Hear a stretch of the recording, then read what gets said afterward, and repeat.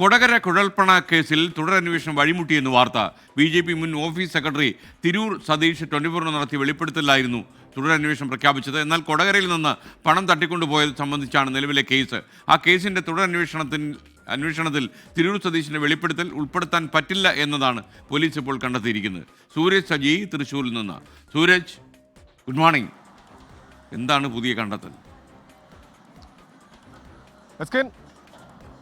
കഴിഞ്ഞ ഉപതെരഞ്ഞെടുപ്പ് കാലത്ത് BJP വെട്ടിലാക്കിയ വെളിപ്പെടുത്തലായിരുന്നു മുൻ ഓഫീസ് സെക്രട്ടറി തിരൂർ സതീഷ് അന്ന് 24 നടത്തിയത്. പിന്നീട് സർക്കാർ ഈ കൊടകര കുഴൽപ്പണക്കേസുമായി ബന്ധപ്പെട്ടുകൊണ്ട് തുടരന്വേഷണം തന്നെ പ്രഖ്യാപിച്ചു.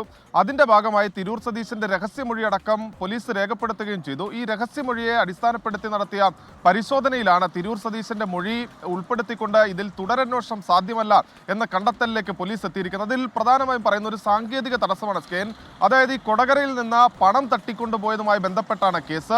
ആ കേസിൽ പണം തട്ടിക്കൊണ്ടുപോയവരെ പിടിക്കുകയും കെ സുരേന്ദ്രൻ അടക്കമുള്ള ആളുകളെ അതിൽ സാക്ഷികളാക്കുകയും ചെയ്തു.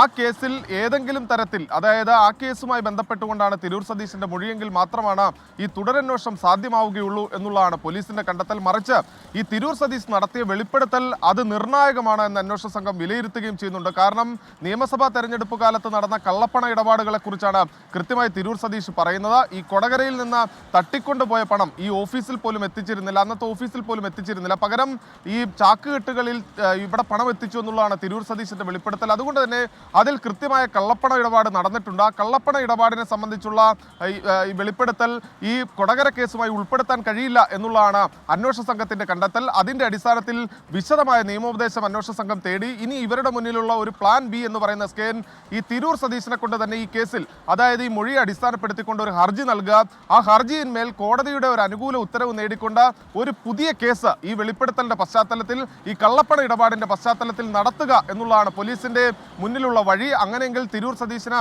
നിയമസഹായം അടക്കം നൽകുന്നതും പോലീസിന്റെ പരിഗണനയിലാണ്.